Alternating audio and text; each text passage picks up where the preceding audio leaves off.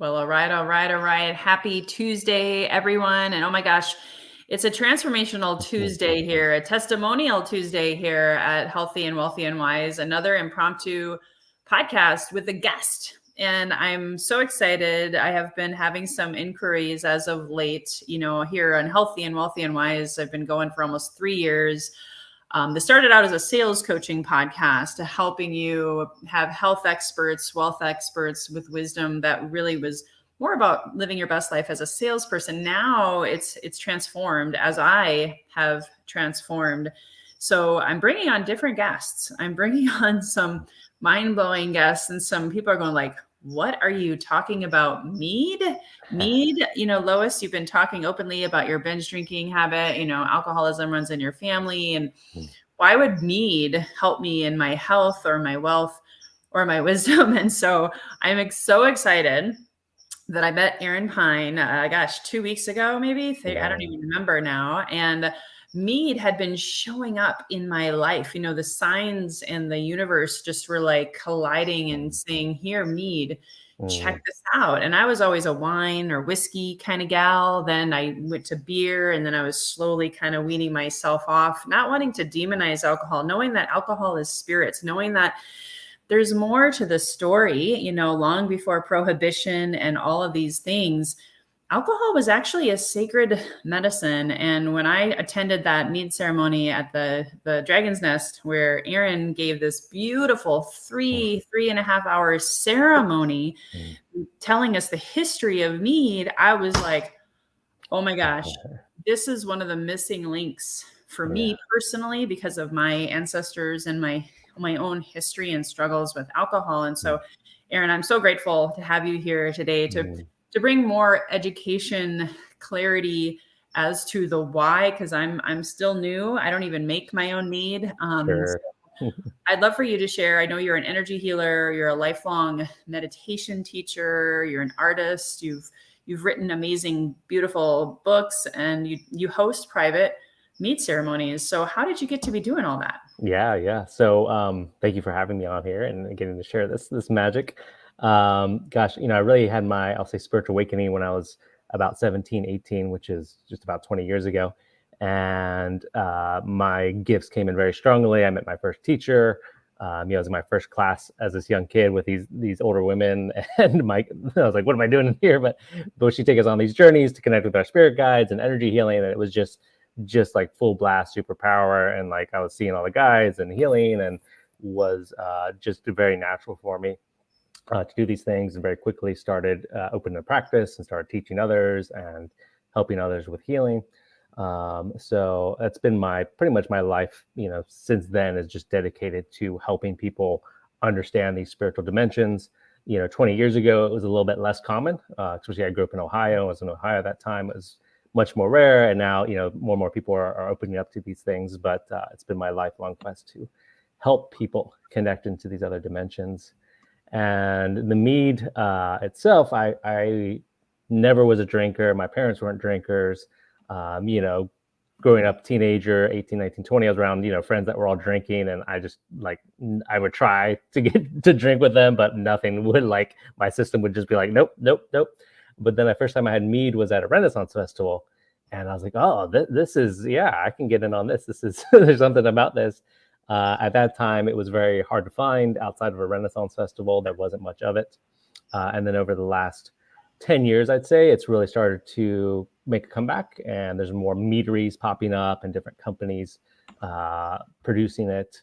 And so mead has this ancient history to it. And some people maybe have heard some tales of, like the Norse gods drinking it, Thor, Odin, like that. But it goes way, way back. I mean, I was researching some stuff the other day, and there's evidence of it hundreds of thousands of years ago in ancient Africa. And so it goes way back. Most likely other alcohols were derived from it, beer and wine, that mead was there first. And it contains a lot of the healing properties of honey. I've had people come to me with mead ceremonies having stomach ailments, migraines, and those things go away, colds, flus, things like that. They drink it. It helps clear that out of the system. I've seen a few people actually make mead with very specific healing properties with different herbs in it. So it carries a medicinal aspect to it. It was used as medicine in a lot of ancient times across different cultures. Oh. And the unique thing about it is we've got most alcohols, right, are being derived from one plant. Grapes, hops, rice, potatoes, whatever. You're getting the spirit and the essence of that one plant. Mead is honey based. So it's, of course, nectar from flowers, alchemized into honey by the bees. So it carries at its base is a very different essence, different qualities, different physical properties. And then energetically, from my experience, working with it for myself and with meditation, with creativity, it can actually open up the creative channels. It actually can draw more of your spirit in to your body when done with this right intention and understanding. Most alcohols have an effect of disassociating you from your emotional body, suppressing your emotional body, which is why most people drink, right? There's a lot going on and they're having trouble dealing with it. So drinking is a way to just sort of like negate those feelings, or negate where you feel self-doubt, or negate where you feel limited, right? So mead actually calls forth more of who you are into this world. It can help transform those emotions when done in a proper ceremonial setting. And that's why it was used in a lot of initiations, in a lot of ceremonies, as a gift from nature itself to help you release the heaviness of life, to help you transform the heaviness of life. And that's why you see it in mythologies throughout Europe and a lot of other places as a drink of the gods, as the nectar of the goddess, as a gift from these divine levels. And so it actually is calling you into your divinity. It actually brings you back into your divine state, your divine child state, your divine playful state. So mead is this soma, is this medicine, is this nectar of this divine nature. It is, if you will, divine light in liquid. And you'll also see this connection with the bees, right? And in many ancient mythologies, bees were the messengers of the gods, connected with the goddess. There's a lot of ancient bee priestess lineages throughout Mother Mary. Europe. Mother Mary. Study Totally. her. Throughout Greece, Ireland. I mean, it's all over. There's variations of it, but throughout all these ancient civilizations, there's a lot of connection with the bees, with the honey, and with the mead. And so we're tapping back into that. And I've done a lot of research into this and understanding this. And then in my own connection with my guides, they were like, Aaron, you need to bring this forth again. This is ancient medicine. It was basically suppressed, partially economics, partially, I believe, some of the suppression of magic in the Middle Ages. And so I'm working to bring it back to help people understand the original intentions of it, how to use it, how to implement it, how it can actually bring health and healing and openness to you, and be used in its original purpose. And there's a lot of other things we're experimenting with, mixing this with other medicines, mixing this with meditation, right? I enjoy it. I do a lot of creative stuff. I'm constantly, friends like, I can't believe how much you put out. Like, I'm creating new books, meditation journeys, adventures, like all kinds of events, like constantly. and not that I needed, but the mead sometimes is a helpful thing just to kind of open those channels sometimes. And I'm not drinking it all the time, but I have those kind of sacred times where I'm like, okay, let me a little glass of mead. It kind of opens up if there's certain things I want to connect with. It has its own frequency and energy that I've become accustomed to. So I know, it's like a friend. I know when, it's an ally, when to connect with it, what to use it for. So I love that. Yeah, and that's a great reminder too, because you're using it in a sacred way. And it's interesting that the word sacred also sounds like sacral chakra, and you're talking about creativity. Yeah. I can speak to that, and I'm not going to give all the credit to the mead because I'm doing a lot to heal and to show up and play a bigger life, because I was so numbing myself. I was so disassociating myself, because the teachers that I work with, especially along the Ayurveda Kundalini path, they say the primordial number one cause of dis-ease is not living your true nature and purpose. And so I turned to alcohol. I turned to workaholism, social media, all of those things. All of them are actually neutral at the end of the day. They don't say, hey, come drink me, or social media doesn't say, hey, come abuse me, stay and spend hours on me, and destroy your life while you're doing it. Right? No, Yeah. it's of those wounds and those pains Inside. and us not living our truth that causes us to abuse things, and like alcohol. So I think it's just a really important topic of conversation. I had never heard anybody talking about it. And true story, like when I met you, and I've been studying Woden and Freya and polytheistic gods that, back in the Middle Ages, even before then, they were like, no, witches were burned at the stake, and, all of this suppression, because the more you know about your truth, the more powerful you can be, the less people or things can control you. And living in a consumerism society, that appears to be a bad thing. And my ancestors actually, there was a lot of shame, and I believe I got to the root cause of the alcoholism that ran in my family, because back in, I don't even know what year it might have been, 400 AD was the Christians came, the conversion came, and they were killing and forcing. It was feast or famine if you didn't convert.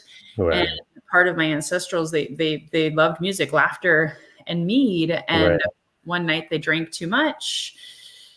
They were trying to warn people in the villages about this conversion and the possible dangers they were facing. And unfortunately they slept in and didn't hear the Christians coming. And all of a sudden, boom, the village was under siege. So there was a lot of shame and a lot of judgment and self-criticism and pain in it. And if people don't understand like the real root causes of why you may be drinking too much, or why you may not be living your true nature and purpose, I feel like this is opening up a door for me to have these conversations.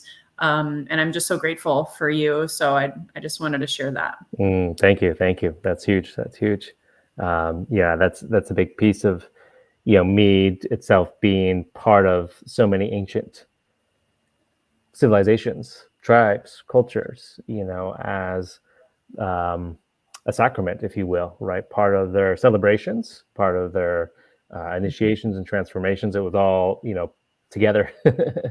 And their celebration of life, and honoring that, and honoring life and nature and the blessings of nature. And then, a lot of that, right, was suppressed, was destroyed. We're disconnected from that, right? And disconnected from nature. And, instead of worshiping outside, we worship in the church, and right, all those changes that happen. And, even Christianity, they have wine is the blood of Jesus, and you drink the wine. And I don't know. I find if I drink some wine, I'm like groggy and I get a headache and I feel not so good, right? But if I have some mead, and usually if I drink mead, maybe a glass, maybe a couple glasses, special thing, the ceremony, a few glasses, I feel fine afterwards. I don't feel any headache. I don't have a problem. I've never, I always check with my people. Nobody's ever had an issue or feels bad in any way afterwards. And a lot of people come to me and they're like, oh, I don't drink, Aaron. My body feels bad right away. I get a headache. I'm like, try this. They drink it. They're like, oh, I feel great. Like, no problem. No problem the next day. So it's a whole different thing. And it's allowing us to connect back to the sweetness of nature that our ancestors were connected to. So, yeah. I love that. And I want to share one quick testimonial, and then let's talk about Thursday night. But I will tell you this because I haven't yet. Since I saw you 2 weeks ago, I've had mead twice. And it was interesting because normally about once or twice a week, I'll still have some wine or some beer because, again, I personally am not a fan of the abstinence model. Everyone's got their own journey, and I respect all paths and decisions on that. I just know I've had quite a journey and a lot of education and trusting my intuition and my guides. And I can honestly say I had a leftover bottle of wine, and the other day I took it out because, of course, why waste the wine, right? And I poured it, and like immediately I was just like, I don't want this.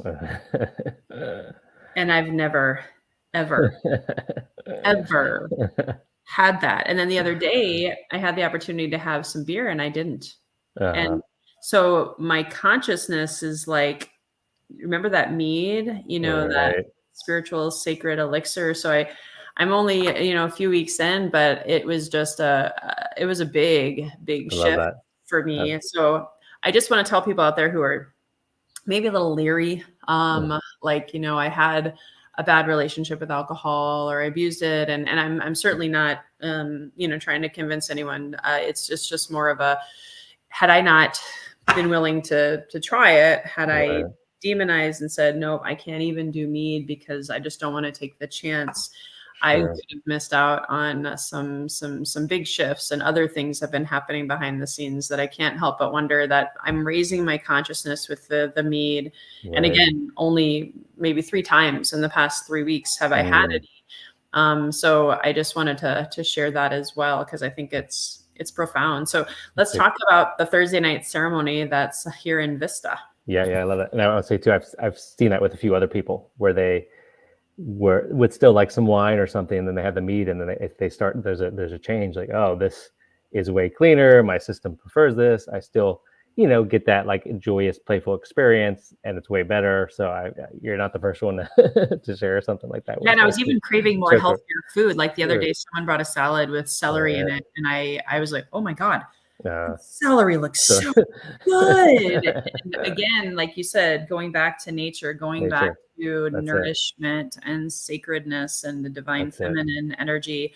I feel like I had lost a lot of that over the years. And Hmm. so I just feel like there's a lot of connections and sparks going off. Totally perfect. I love it. Yes. So yeah, this Thursday, May 4th, at your beautiful place, we're going to be doing another mead ceremony, and the ceremony, it's about 3.5 hours. And so I'll have a variety of local meads for everyone to try. At its core, mead is honey and water and yeast, but there's different varieties that a lot of people make with different fruits and different herbs and spices. Some are drier, some are sweeter. So just like other wines and things, there's a lot of variety. So I'm going to have different ones for you to try. You can see which ones resonate with you.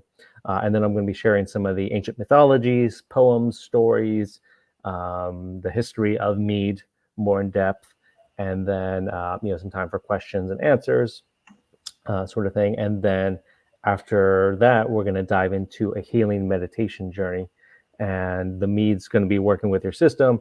I've been, as I mentioned earlier, teaching guided meditation journeys and healing for over 20 years now. So I blend all of that together to allow you to go on a deep journey with the mead inside yourself and lift a lot of the heaviness and transform your system and open that up. And then we have some time to share afterwards about the experience. So it's both fun, entertaining. You get to sample the delicious meads, and then we do this deep dive healing journey. So you're getting sort of a mini session with me as well. And we set up a beautiful altar and have all the things there.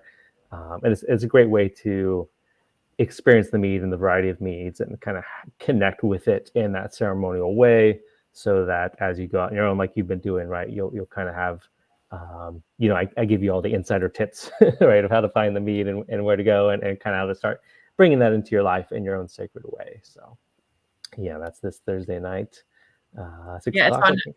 I think it's really cool. May the 4th. May the 4th be with you. Right, yeah, perfect. Oh, by the way, it's also a full moon the next day and a lunar That's it. eclipse. So That's it. and you talked about heaviness. I just want to make sure that people, not that you need to buy into astrology or anything, but if you're noticing a lot of heaviness in your life, there's a lot of Much energy going on. happening this week. Yeah, So yeah, it's also a great way to come and be with community yeah. and have some sacred medicine and really tap into releasing that heaviness. So I hope you guys can make it. Reach out to me. And of course, Aaron, how can people find you here as we wrap it up? Sure. Yeah. So you can go to Aaron, Aaron, Pine, Pyne.com, and I'll take you to my main site. And I'm on Facebook and Instagram as well. You can also check out innerrealmsjourney.com, which is my new adventure meditation platform and game. And you can sign up for the free trial there. That's going to take you into the realms across the tree of life. It's all guided meditations. You're going to connect with your avatar. You're going to really connect with who you truly are, your true essence, and start to bring that to life. We've got a whole kids program as well on there as well. So you can check that out. Yeah, I'm excited. Get them started young. Yeah, totally. Cool. Yeah. Well, I'm so grateful. I do have one more question. I'm Sure. gonna, even though this was an impromptu podcast, I do always close with the same question with all of my guests, Aaron, and Mhm. I'd love to hear your answer when you hear the phrase "healthy and wealthy and wise," which is a message I got from the divine to call this podcast over 3 years ago. What comes to mind when you hear "healthy and wealthy and wise"? Mm. I think that's about, for me, that's being in touch with your true purpose and your true essence, like your frequency, your quality, what I call your avatar, because that is your natural state. As you restore your connection to that, because most of us have been, right, we've got these veils of disconnection for different reasons. As we return to that, that brings forth our wisdom, our vibrancy, our energy, our life force, which brings the health and also brings the wealth, right? We're generating from our own life force, and wealth might be money, it might be just the way we live. There's a variety, like wealth is not just one thing. It's the state and experience of your life. And so if you're generating that from your true essence, you're going to be connected to your passion, your purpose, your joy, and then everything starts to synergize around that, and why you are and who you are comes into alignment. I love it. Thank you. Thank you so much, guys. If you are joining us on the replay, if you see value in this show, please hit the share button if you're inside of my Facebook community. Also, subscribe to my YouTube channel, Lois Kofi Enterprises on YouTube. This is always kind of how I like to roll. I just get divinely guided to have these amazing monologues or amazing guests, short notice. So if you want to stay on top of things, you can also join my Telegram channel. And all of that information is in the show notes, as well as if you want to become a subscriber to my Healthy and Wealthy and Wise community and be able to heal, raise your vibration, raise your frequency, attract better health, attract better wealth into your life. Again, whatever that means for you, please consider that. And you can always go to my resources page at loiskofi.com/resources. And I hope to see you guys who are local to come to our in-person event Thursday night with Aaron. It could be a life-changing event for you, as it was for me and my husband, I might add. He had some great stuff as a result. So hope you guys can come. Until next time, I'll be back on Friday with another guest. So hopefully we'll see you guys there. Here's to your best health, your best wealth, and your best wisdom. Bye-bye for now.